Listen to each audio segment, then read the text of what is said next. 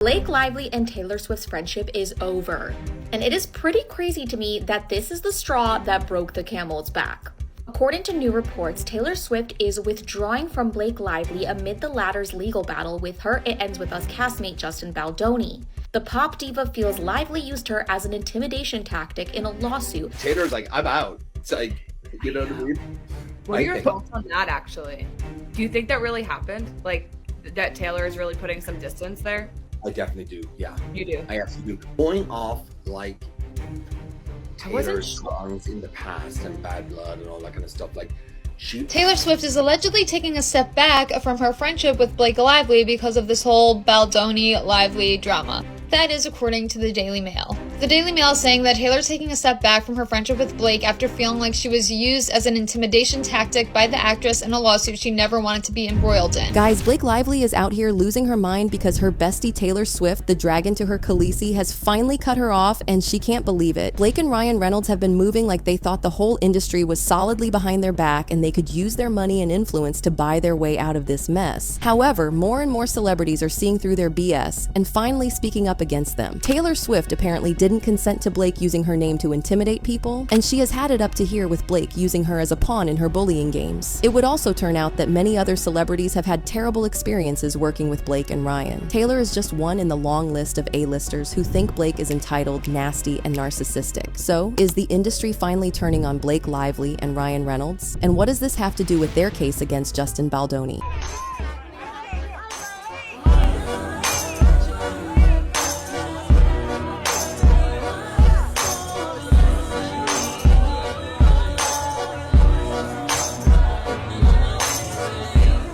Blake Lively and her husband, Ryan Reynolds, are probably somewhere shaking right now because they effed around. And they're finding out that not everyone wants to be used in their silly games to bully and harass people just trying to make a living. Blake and Ryan have actually faced some serious backlash recently about just their general reaction to this case. And word on the street is that many of the celebrities in their circle are cutting them off because they don't want to be linked to them when they get to the finding out part of this drama. Imagine losing your bestie of 10 years because of a case you allegedly started because you were angry that you couldn't kick a movie director off his own project. Allegedly, Taylor Swift is not just distancing herself from Blake, she's cutting her off for good. The U.S. Sun reported that Blake Lively and Ryan Reynolds were still going to the Super Bowl with Taylor Swift despite all of the legal drama. Daily Mail just reported Blake is not attending the Super Bowl with Taylor. Blake has not left the house since this started practically. Taylor wants nothing to do with this trial and court case. That is according to a Daily Mail source. Interesting because last year when Blake joined Taylor at the Super Bowl, the Chiefs did win. For context, Blake and Taylor have been friends since 2015. They started hanging out shortly after they met, and they'd always post pictures at each other's events and be there for each other's milestones. Taylor was also very fond of Blake's kids, as you should be with your best friend's kids. In 2017, Taylor used Blake's daughter James's voice in the intro to her song Gorgeous. Then in 2020, Taylor name-dropped Blake's 3 daughters, James, Inez, and Betty, in her song Betty. Blake and Taylor have also worked together on multiple projects and business ventures. Blake directed Taylor's I Bet You Think About Me music video, and she was nominated for the Music Video of the Year award at the 56th Annual CMA Awards in 2022. Last year, when Deadpool and Wolverine hit the theaters, Taylor finally revealed that she was the godmother to Blake and Ryan's kids. In an IG post promoting the film, Taylor referred to Ryan as one of her best friends and said, "Shout out to Wade Wilson, aka my godkid's sperm donor." Ryan later confirmed this statement in an interview with Deadline, where he said, "Yeah, that is kind of it. She is the godparent to my daughters. That was very sweet. Not just sweet, that was like, you could probably quantify a box office based on Taylor just doing something like that." So they've had a pretty solid relationship going 10 years strong. In Hollywood, where everyone is fake and sees every relationship as a way to advance their careers, it's special to have a close, genuine friendship. However, everything changed when Taylor Swift got dragged into Blake Lively's legal drama with Justin Baldoni. Taylor Swift is no longer communicating with Blake Lively, and I think she's being a bad friend. An inside source with Taylor Swift's team, aka Leslie Sloan or someone, is very specifically and purposely spreading the word to the Daily Mail and everyone else that Taylor is no longer communicating with Blake Lively, and in fact, she doesn't know if her friendship can bounce back, and she's reevaluating all of her friendships. Blake invited her to SNL 50, and she even said no to that. But honestly, Kim Kardashian was there. Why would she do that? Here's why I think she's being a bad friend. She's Blake Lively's godmother to her children. She has known Blake Lively for 10 plus years. She knows who this girl is. She was part of And It Ends With Us every step of the way, from the music choices to probably Blake texting her back and forth, to even giving the go-ahead for casting Isabella, which, by the way, Justin did confirm was true. And if her best friend is saying that she was SA'd, she should be supporting her, period. Her friend believes it's true. She should be supporting her and believing her. And you know what? At the very least, not be planting these stories. Now, I don't think Blake Lively has said anything that she didn't think that Taylor would be okay with, especially with her involvement in the film. Her involvement has been weaved throughout the film. I don't think Blake would ever risk her friendship. I'm sure she thought that Taylor was on board, and she probably was. And then this exploded, and Taylor was like, wait a minute, I don't want this bad press. We're not gonna be talking now. So anyway, whether you believe Blake or not, So, y'all already know the basics of what happened. Justin employs Blake as the star actress of his movie It Ends With Us. Blake starts trying to steal his job by rewriting the movie script, elbowing her way through the casting process for other actors, and trying to change everything from the soundtrack to the costume. And when she doesn't get her way, she reminds Justin that she has all these powerful people like her husband, Ryan Reynolds, and her bestie, Taylor Swift, in her corner. Somehow, Blake's tactics worked, and Justin and his crew got banished to the basement during the press run and the movie's premiere, with Blake and Ryan taking the spotlight. So, what was Taylor Swift's role in all this? Well, sit tight because we're about to dive right into it. Blake basically took her role in the movie and turned it into a group project where both Taylor and Ryan could make any changes they liked to the script, and Justin Baldoni just had to roll with it. It started with the casting for the role of young Lily Bloom. Taylor and Blake apparently pushed for Isabella Ferrer to be cast in that role, and it was important for them at the time to find a perfect lookalike for Blake, who could also play the role well. Isabella herself didn't even know about it at the time. It was later she found out that Taylor had influenced her being cast as the young Lily Bloom. And you know, that's great for her. However, it would turn out that Blake and Taylor wanted to handpick the actress for that role to use them as puppets who wouldn't disagree with anything they said. When you have somebody as beloved and as recognizable as Blake, the only way it can really work is if you have somebody that resembles her. So we did a TikTok search. We looked through thousands of women and tapes, and you know, we had lookalikes submit who had never acted before. And then I found Isabella. Our wonderful casting director sent me her tape, and I watched it, and I remember asking, did she put that mole there in that place? And if you look at her at the right angle, it's a spitting image. More than just the resemblance, she is a phenomenal actress. And this was her first film.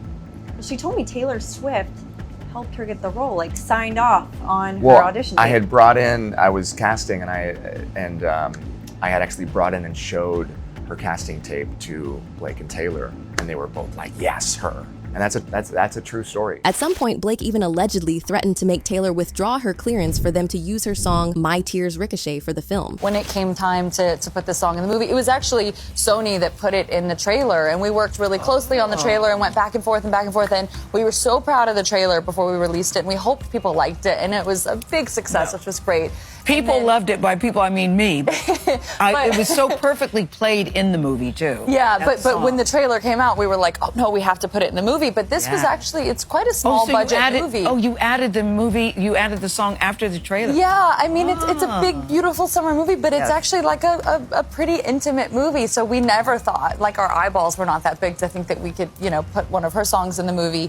And it had to be. And there was a moment in the movie that just, it was missing this like emotional gravitas, and like as soon as we put that song in, it was just like, I was like, that's the spot, because it's the moment in her life where something happens, and that thing that happens, whatever decision she makes, is going to change the course of her life. So while she's thinking about that, you needed something that was just had so much weight and so much gravity and so much significance that songs, I mean, nothing would have done it like that. In her updated complaint against Justin, Blake revealed that she had witnesses, aka other actors on It Ends With Us, who could corroborate her story, Jenny Slate and Isabella Ferrer. Allegedly, Jenny Slate had filed an HR complaint against Justin and his business partner Jamie Heath following an uncomfortable interaction she had with them. But get this, the issue Jenny had has nothing to do with what Blake is accusing Justin of. To be clear, Blake has accused Justin of workplace SA, making unwanted sexual comments at her and creating a smear campaign against her in the media. media. However, Jenny Slate's alleged complaint had to do with her being uncomfortable with the pad she had rented for $15,000. Allegedly, she told Jamie Heath that she didn't like the pad, but since she had already spent so much money, she couldn't move. Jamie then told her not to worry, that Wayfarer would reimburse her, but apparently she didn't like the quote-unquote tone he used to say it. But what does that have to do with anything relating to what Blake Lively claimed in her lawsuit? Anyway, as for Isabella Ferrer, it looks like Blake wanted her to do whatever she wanted, no questions asked. Tell me why Blake claimed that Isabella had a negative experience on set because of Justin, only for it to turn out that Isabella actually had such a great time working with him that she sent him a text message after they wrapped filming, thanking him for creating a safe space for her to work in. In the text message, Isabella said, "Thank you so much, I'm so excited. Thank you for being a great director and being so wonderful to work with already." She also said, "Thank you so much for an incredible experience on my first film. I still can't shake the feeling of it all because it truly was life-changing for me. You are such a wonderful, smart, and sincere director, and you created such a comfortable, safe space for me to feel like I could fully step into this role. I couldn't have asked for a more welcoming environment. It will stay with me for the rest of my life." I mean, we could argue that Isabella was just trying to secure her bag since this was her first acting role and she didn't want to ruffle any feathers. But if she had such a terrible experience as Blake is trying to make us believe, it's not likely that she would be so enthusiastic about thanking Justin. And she definitely wouldn't make a point to mention that he created a safe space for her and made her comfortable. But guess what? Blake did not care about any of this. She just wanted to drag everyone into her sinking ship, whether they wanted to come along or not. In fact, rumors were floating around that Jenny Slater and Isabella Ferrer didn't consent to Blake leaking their names for her agenda. Speaking of which, Taylor apparently also wasn't happy when she found out that Blake had been using her name to bully Justin Baldoni off his project. In his lawsuit, Justin Baldoni claimed that Taylor pressured him into accepting changes Blake made to the movie script without asking him. Remember the iconic rooftop scene fans of the book love so much? Apparently, Blake has asked if she could take a pass at writing it, but Justin was reluctant to allow an actor, rather than a union screenwriter, rewrite the key scene. However, probably against his better judgment, he allowed Blake to rewrite it, and that's where the problem started. Blake did her thing, but Justin wasn't really feeling it. Still, he thanked her for her passion and said he was going to try and work with her contribution. Blake felt pressed that Justin didn't immediately jump at her feet and start praising her for her supposedly brilliant contributions, so she sent him this long text where she basically said Justin had to use her version of the script or else. In the text, Blake made reference to an earlier meeting where she summoned Justin to her New York penthouse where Ryan ambushed him and started enthusiastically praising Blake's contribution. While they were in that meeting, Taylor Swift walked in and also began praising Blake's work. Justin understood the subtext. He needed to comply with Blake's direction for the script. Blake then further pressures Justin by emphasizing her relationship with Ryan and Taylor, making it clear that they would not allow her to be overlooked. She called herself Khaleesi, saying Ryan and Taylor were her dragons. Now, what does it mean when you make suggestions on someone else's job and they're like, thanks, but no thanks, and then you tell them you have powerful friends that are like fire-breathing dragons? I'll leave you guys to answer that one. Looking back now, fans have noticed that Taylor has actually been distancing herself from It Ends With Us from the beginning. Think about it, guys. Taylor has promoted almost every single project Blake and Ryan have dipped their hands in for the last few years. She had so many good things to say about Deadpool and Blink Twice. But when it came to It Ends With Us, it was radio silence. This led fans to believe there was already some serious tension behind the scenes regarding the movie, and Taylor didn't want to get dragged into it. But apparently, it goes way deeper than that. In fact, Taylor is ready to take a step back from her friendship with Blake after feeling like she was used as an intimidation tactic in Blake's lawsuit. According to an insider, Blake describing Taylor as her dragon was the last straw for her. The insider revealed, for the time being, she is taking a step back from Blake because she doesn't want to get tangled in this more than she already has, which is far more than she ever needed to be. Her friends also think that Blake's "I'm Khaleesi," and like her, I happen to have Dragon's text to Justin was uncool and unnecessary because she was essentially used as an intimidation tactic. She was referred to as some kind of pet or possession. The insider added, Taylor shouldn't even be involved in this at all. She was only going over to visit Blake and Ryan with the understanding that the meeting would be over. Another insider spilled the tea about how Taylor is worried about how this is affecting her own image. They said, Taylor has politely backed away from it all. She is conscious of her own image and hates that she was even mentioned. Imagine your own best friend staying away from you like you've caught the plague because she doesn't want to get mixed up in tour drama. A lot of people actually feel like Taylor wouldn't be trying so hard to distance herself from Blake and Ryan if she believed they were truly in distress over what Blake supposedly went through. But the fact that she still hasn't publicly supported Blake shows that there's so much that we don't know is going on behind the scenes. Blake Lively and Taylor Swift's friendship is over.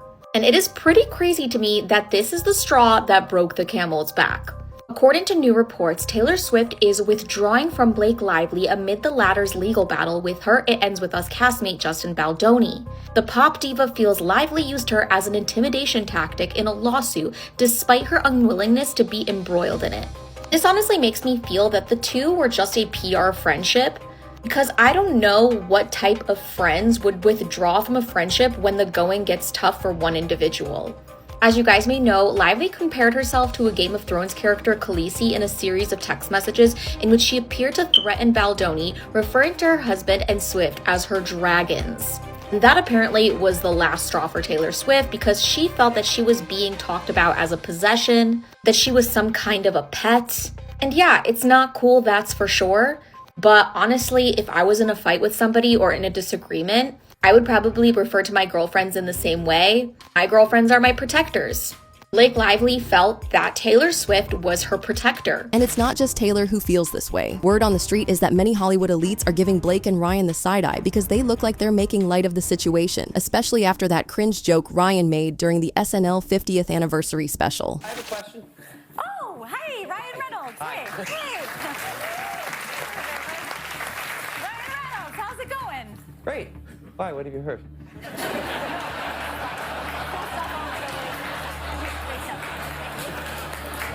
Having the whole of Hollywood and their so-called powerful friends turn on them in the middle of this legal drama is a twist that Blake and Ryan definitely didn't see coming, but apparently they're the only ones who are shocked about this. One person said, "These people don't have real friends and they don't know how to be a friend themselves. You are the company you keep. Shallow people with shallow connections." Another person said, "Why is Taylor getting hated on for setting boundaries with friends? I ditch friends if they constantly drag me into their drama and mess too." I'm not defending her. I know nothing of her background, but So now we'd like to know your thoughts. Do you think Blake deserves to get dumped by Taylor for dragging her into this mess? Or do you think Taylor is betraying Blake by not standing by her side? Drop a comment down below, and while you're here, check out this next video.